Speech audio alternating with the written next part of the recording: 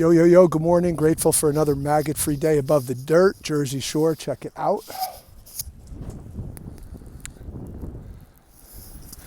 So the last few videos were started with improper thinking, and then that led to subtle. Improper thinking is thinking that's not rooted in anything that's true. Then subtle, taking subtle false refuge, which is taking refuge and comfort in the idea of acting out. And then taking false refuge is actually acting out something unhealthy and unwholesome, no matter what it is, to avoid, not engage, turn away from, numb, not feel, all that stuff. So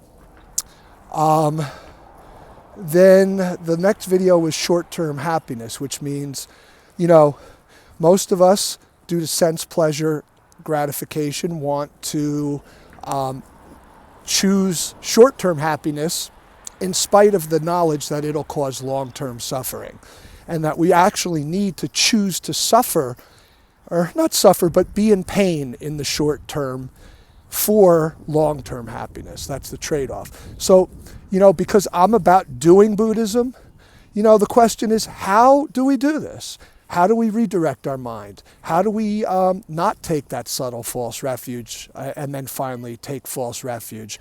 How do we deal with all this? And it all starts in meditation. Now, I'll never discount the meditative experience in and of itself, but it's really important to realize we don't meditate just for the sake of the experience we have during meditation.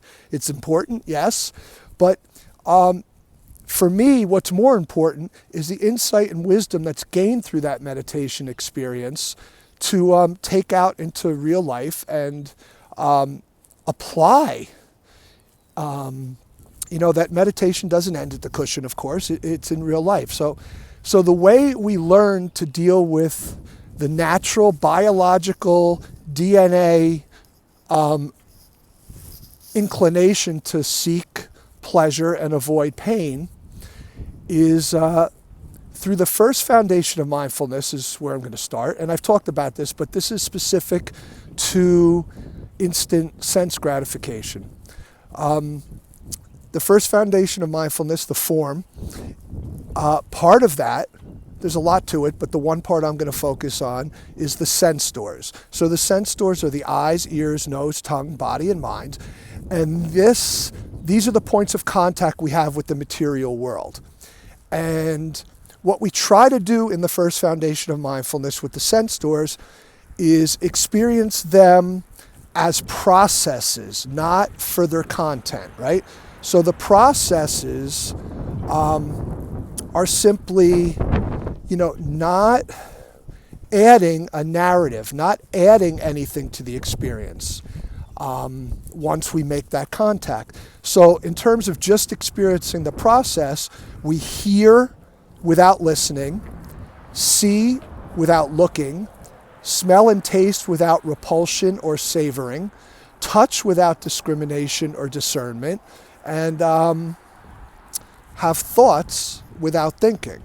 So I know that sounds a little strange, to see without looking, but really what it's talking about is the process of seeing is just to notice we're seeing, but the attachment to it is to look and then create a story around what we're looking at, and get swept away out of the present moment by doing so. So the process is to just experience the process for what it is without it taking us somewhere other than acknowledging the process. So again, the big way we do that in meditation is by following the breath. So what we try to do is, if I hear something when I'm in meditation, I immediately want to note hearing and come back to the breath. I don't want to listen to what I'm hearing. So if I'm hearing a siren, to hear it, acknowledge it as hearing or siren, and then come back, that's the process. But to hear the siren and start listening to it means I start thinking about a situation in my life or a loved one's life and what that siren represents. Does it represent, a loved one being rushed to the hospital after a horrific accident and then passing away? So then, of course, getting involved in the content is, if that's where it takes me in my mind, then I start feeling sad or angry or whatever I feel. So that's the difference between process and content. We're in the present moment, acknowledging the process has started, and then not going further than that, because the sense doors being the first contact with the material world is just that. It's a contact. Everything that comes after it is our own mind responding to it or reacting to it in an unhealthy way. So that's vitally important. So what does this mean? It means that in meditation we learn this, we see how it works, we start managing how we deal with it. We notice when we're getting swept into content and go back to process. And that is how we redirect the mind in our daily life when we're faced with situations that trigger us, when we're faced with toxic people, when we're faced with temptation, when we're faced with our own desire to instantly satisfy our sense pleasures. And so it's the same kind of process.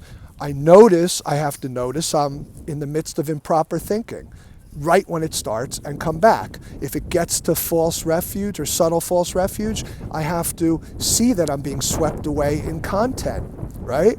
And come back from that. If I'm about to act out that subtle false refuge by taking false refuge, I have to take that mindfulness ability that I've cultivated and use it to pause and see that I'm way neck deep about to drown in the content, and I need to get back to the process.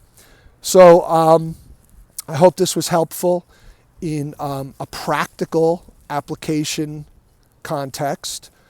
And again, not discounting any meditative experience, but my point is also with meditation, if you can't take that experience off the cushion because it's dependent on the conditions being completely conducive for it, and there's nothing challenging it, and it collapses when the conditions change and it is challenged in real life with stress and difficulty, then maybe we're doing something wrong on the cushion. And it's probably because we're more focused on cultivating a particular experience while we're on the cushion and not using it as a training, not seeing that what we're really doing is training for real life.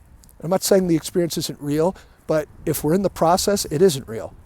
It's the process is not meditation. I'm sorry. The process is part of the meditation, but if we're swept away in content, that's not meditation. Okay, so not dissing anybody, not saying what you're doing is right or wrong, just giving you some info from my own experience that works for me. Okay, peace out.